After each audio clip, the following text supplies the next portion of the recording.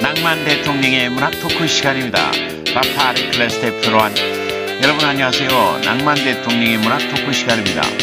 낭만 대통령의 문학 토크는 맞춤법 띄어쓰기 우리말 코너, 글 교정 코너, 표현 기법, 명작 감상 코너로 이어집니다.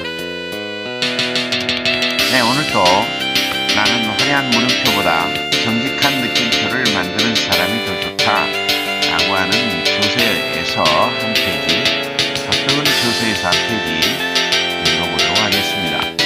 남을 평가하려면 그에 앞서 평가 기준을 확립해야 한다. 기준 없이 어떤 일을 평가하는 이들이 남들에게 대하는 것은 마치 시계도 없이 시간을 측정하는 것과 마찬가지인 것이다. 한 사람이 벌써 2시간이 지났다고 말하는가 하면 다른 사람은 45분밖에 지나지 않았다고 말한다. 나는 내 시계를 보면서 이들에게 당신들은 시간 가는 줄을 모르고 있어 라든가 권태에 빠져 있어 라는 말들을 해줄 것이다. 실제로 시간은 1시간 반이 지났기 때문이다. 누가 나더러 당신의 시간은 잘 가지 않는구먼, 당신은 제멋대로 시간을 재고 있는 것 같소 라고 말한다면 나는 비웃을 수밖에 없을 것이다. 그는 내가 시계를 가지고 판단하고 있음을 모르고 있기에. 이는 파스칼의 말입니다. 파스칼은 팡세에서 이렇게 적어놨습니다. 여기서 그는 남을 비판하려면, 또한 남의 어떤 일을 평가하려면 그에 앞서 평가 기준을 확립해야 한다고 강조하고 있습니다. 그래야 오류에 빠지지 않는 정확한 평을 해줄 수 있으며 조롱당하지 않게 될 것이라는 것이죠. 네, 알겠습니다. 평가 기준을 정하도록 하겠습니다. 네, 자, 이번에는 맞춤법 띄어쓰기 우리말 코너입니다.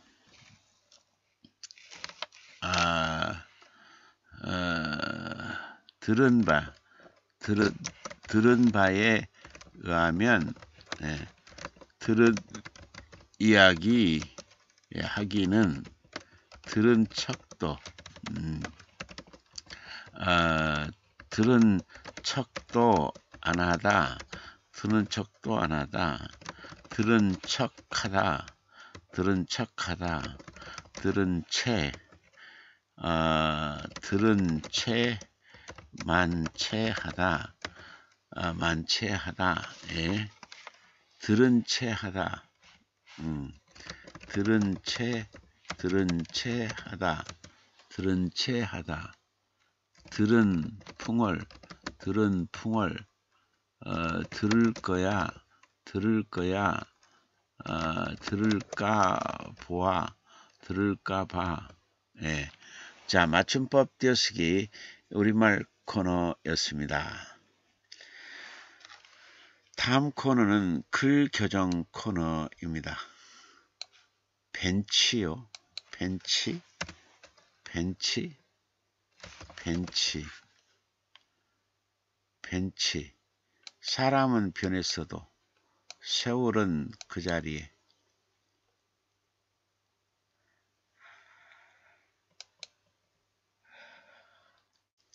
여전히 부여잡은 선연한 햇볕 안중, 여전히 부여잡은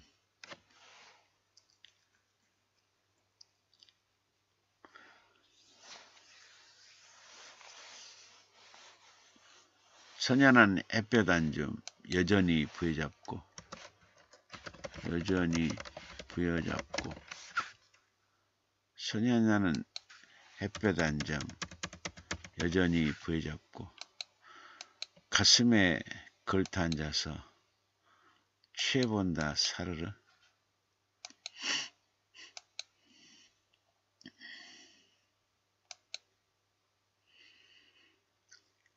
가슴속 걸터 앉아서 선연한 햇볕 안줌 여전히 부여잡고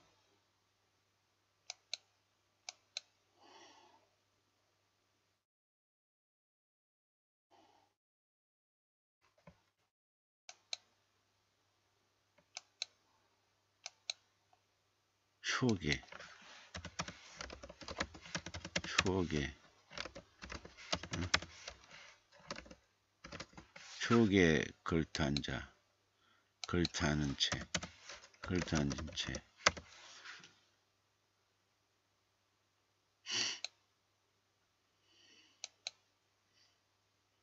추억에 걸터 앉은 채 취해본다 사르르.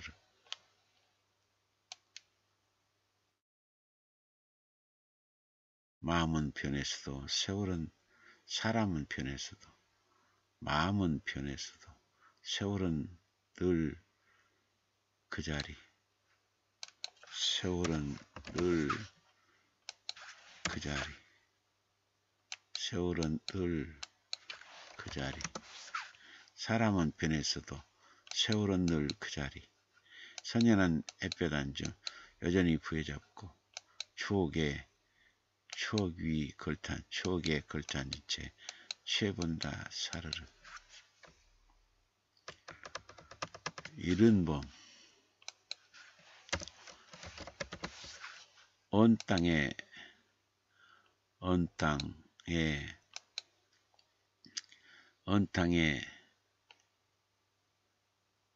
그 자리에 언 땅의 그 밑에서 절절한 외침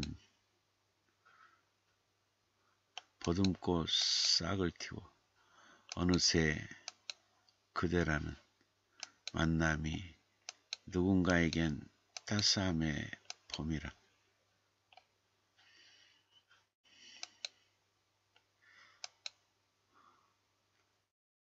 언 땅에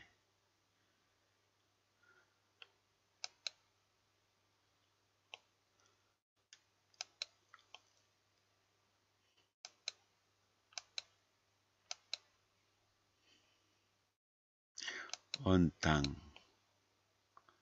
꽁꽁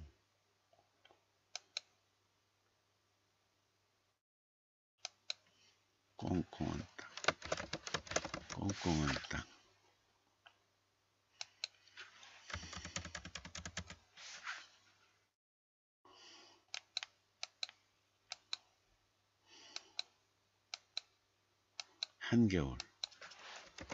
한겨울 꽁꽁한 땅 절절한 내침처럼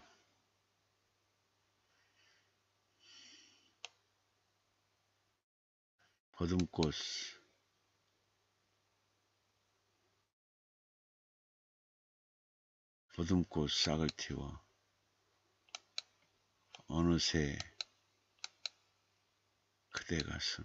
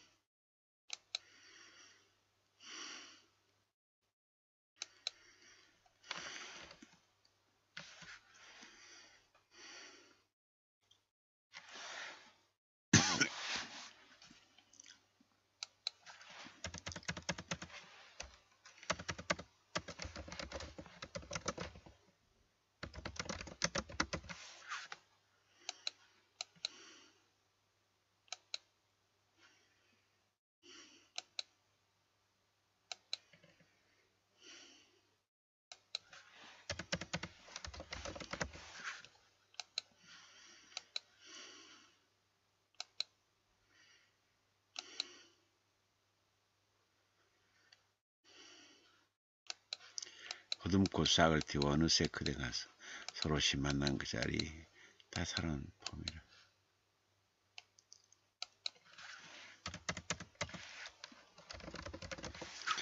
저 멀리 꽁꽁한 땅 절절한 외침처럼 보듬고 싹을 틔워 어느새 그대 가서 서로시 만난 그 자리 따사로운 봄이라.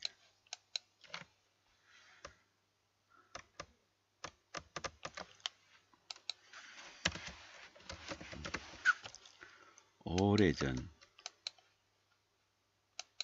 자리 잡고 앉아있던 조그만 씨앗.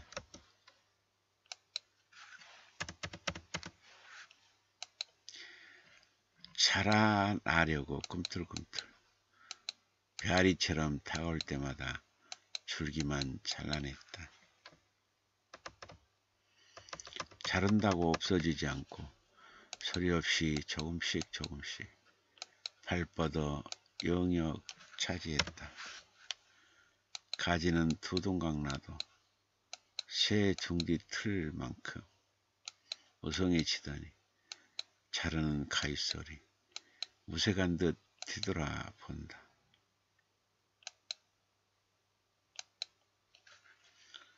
수년간 커져가는 나뭇가지 수습도 못한 채 뿌리마저 든든히 자랐다. 가슴에 맺힌 굳은 살 더 아프게 찔러대니 어릴 적 송두리째 뿌리 뽑지 못한 안타까움이 뇌리 흔든다. 보이지 않게 깊숙이 박힌 쓴 뿌리들 꺼낼 수 있는 길은 오직 사랑만이 녹일 수 있다.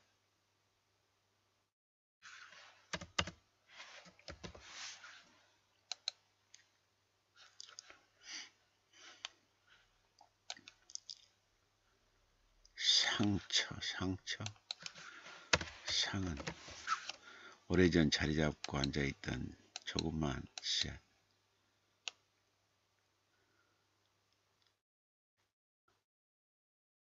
자라나려 꿈틀꿈틀 배아리처럼 다가올 때마다 줄기만 잘라냈다.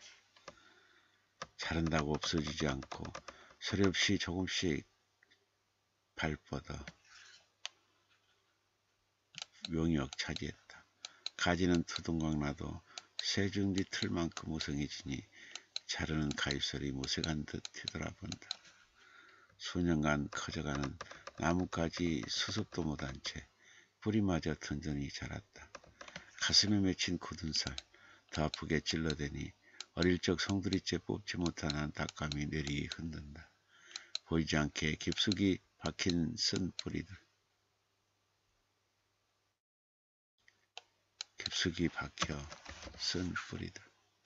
꺼낼 수 있는 길은 오로지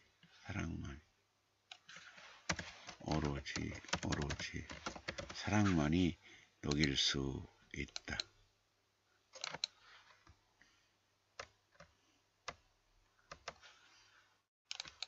행복 12월 초 하룻날 담장 위에 참새 한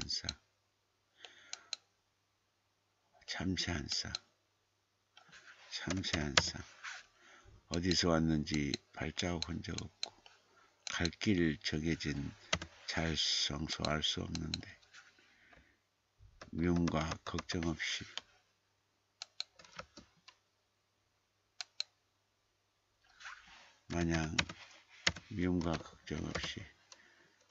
마냥 즐거이 지저귀고 있다.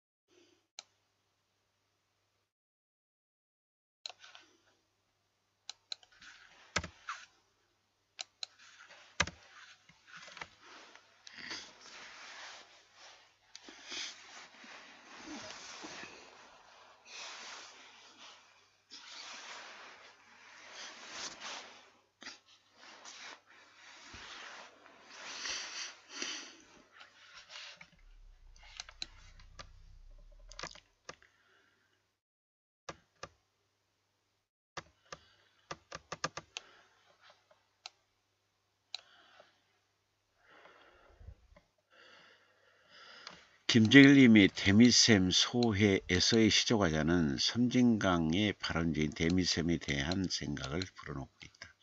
데미셈의 물살 속으로 들어가 보면 깊이를 알 수 없는 슬픔이 깃들어 있다.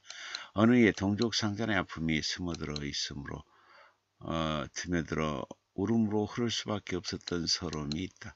그의 총성이 울리고 물살은 벽에 부딪혀 깨졌을 것이다. 아득한 소리를 내며 바닥으로 철썩철썩 떨어졌을 것이다.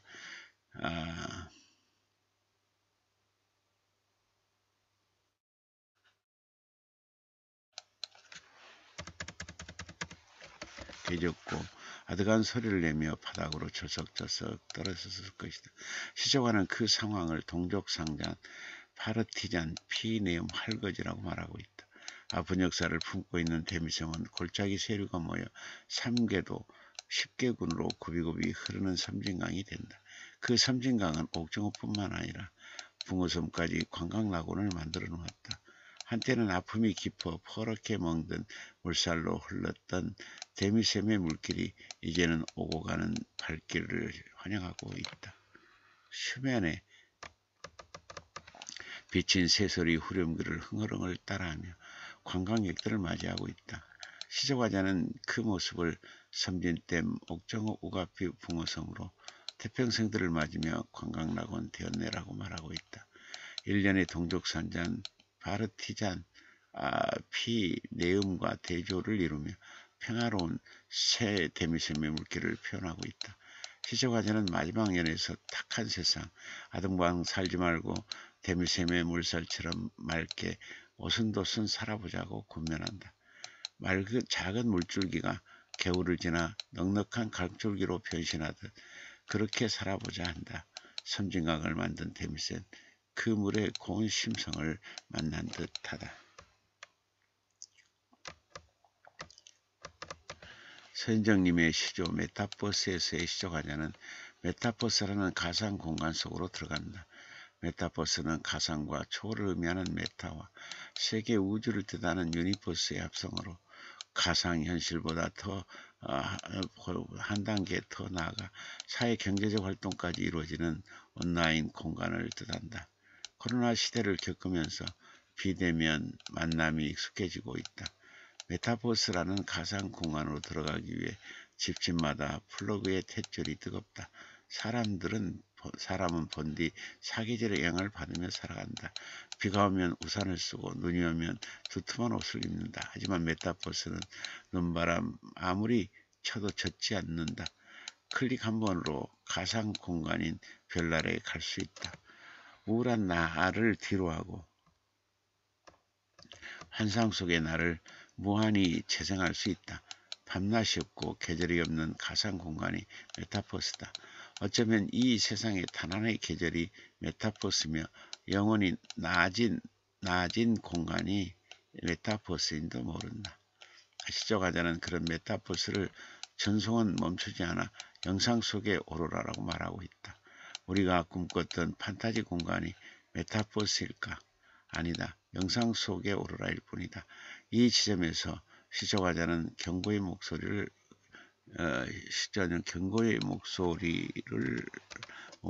낸다. 늙은 과여 그대의 마음 어디에 접속하나 돌아갈 수 없게 겁에 질려오는 새라고 우려하고 있다. 욕망과 탐욕을 미화시킨 메타버스가 길을 잃게 할 수 있다며 걱정한다. 질타하는 시인의 목소리가 매섭다.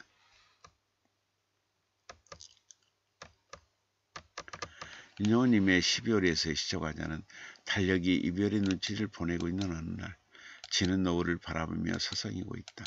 12월은 계절의 모든 날들을 빠르게 소진시키고 영하의 시간만 남겨두고 있다. 최저임금 같은 영하의 기온으로 하루를 버티며 살기에는 턱없이 춥다. 꿈꿨던 소망은 아직도 이루어지지 못해 연체된 이자처럼 발목을 붙드는데 달력은 이별의 눈짓을 보내고 있다. 열심히 살아온 것 같은데 밤은 진설이 치듯 길어만 가고 추위는 차갑게 쌓여간다. 시조과자는 그런 마음을 빛바랜 기억들만이 폭설로 쏟아지며 주름진 눈을 더욱 짓무르게 하는구나 라고 말하고 있다. 도란도란 얘기하듯 흰눈이 내리면 좋으련만 폭설처럼 쏟아지는 빛바랜 기억들 때문에 아프다. 찬바람은 자꾸만 어디론가 가자고 떠밀고 지친 몸은 좀처럼 움직이지 않는다. 바스락바스락 긴 밤을 밟고 가는 어둠은 짙어져 가고 그리움은 서걱거리는데 봄은 어디에도 봄은 그 어디에도 없다. 곱씹고 또 곱씹어도 쓸쓸한 겨울 풍경만 사방에 깔리고 있다. 그리움도 꿈도 숨죽인 겨울은 적막하여 메마른 바람만 6개 풀어오고 있다. 12월을 대하는 시적 화자의 쓸쓸한 심경이 이미지로 잘 그려져 있다. 시적 형상 속에 담겨져 흐르는 미묘한 감성을 만날 수 있어 행복하다.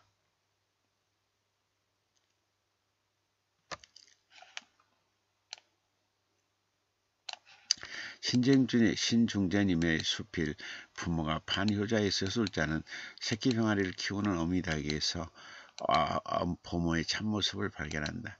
그래서 시장에 가서 이것저것 반찬거리를 사와 요리를 해서 서울에 사는 딸과 가까이 사는 아들들에게 나눠준다. 아들들은 과일로 보답하고 딸은 고마운 마음을 보내온다. 서술자는 자연스레 어머니에 대한 추억을 떠올린다. 불효자 내외를 효자와 협으로 만들어주었던 어머니. 무농약, 무공해 먹거리로 사랑을 베풀었던 어머니. 새삼 그립다. 어머니의 사랑을 가볍게 여겼던 그 시절을 후회하면서 아비는 아비답게 자식은 자식답게 집안을 바르게 함이 중요하다는 것을 깨닫는다.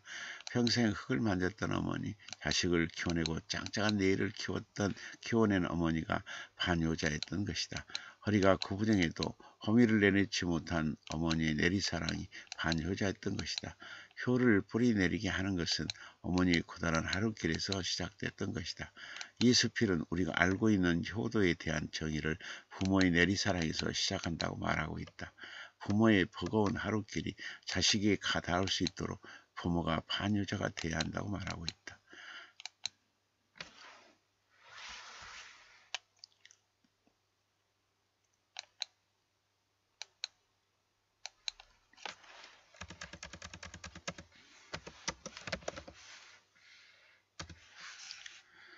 시작한다고 또 하루길이 닿을 수 있도록 부모가 편리해야 한다고 말하고 있다.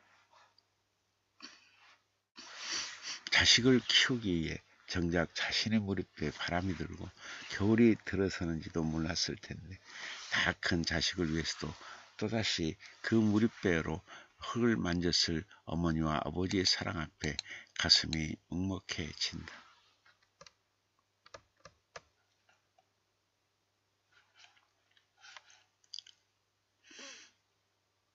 네.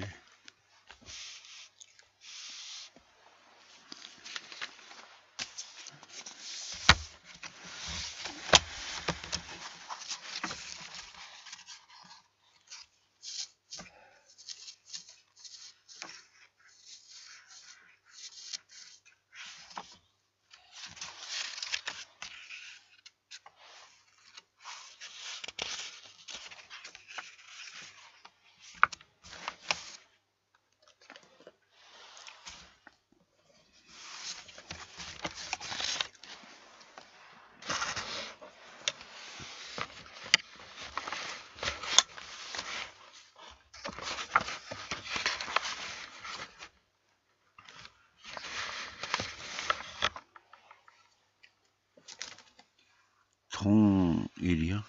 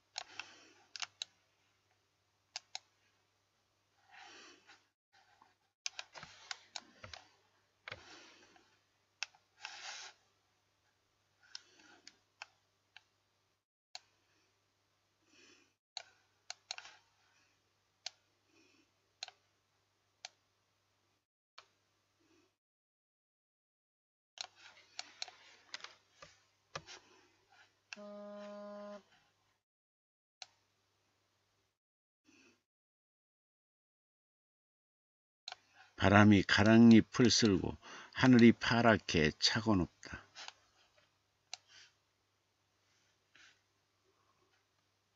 두어 마리 새소리 바람에 쓸려 어디론가 사라지고 귀익은 우체부 뒷집 무쇠문 막 두들기고 가버린 뒤 옹기종기 고요가 뜰에 모여 노란 햇살에 몸을 쬐는 아침 무심한 내 상념이 미지의 먼 나라 끝없는 눈볼로 달려 갑자기 하늘이 자욱하게 펑펑 쏟아져 올 한방눈의 설경을 생각한다.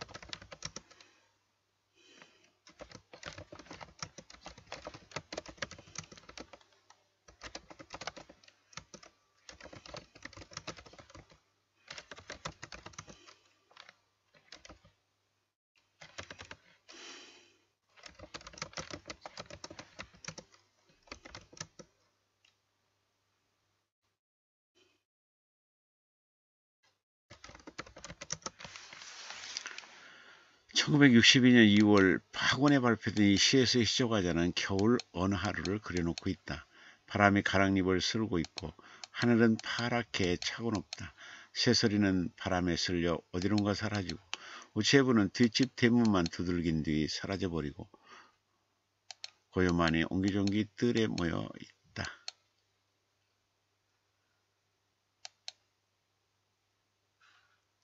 거기 노란 햇살에 몸을 쬐고 있는 아침. 무심한 상념은 미지의 먼 나라 끝없는 눈밭 들녘을 달리고 있다. 하늘 자욱하게 펑펑 쏟아질 한방눈의 설경을 떠올리며 마냥 달리고 있다. 이미지로 그려진 한 폭의 수차가 눈앞에 펼쳐지고 있다. 참 어여쁜 정경이다. 시상도 시심도 이미지도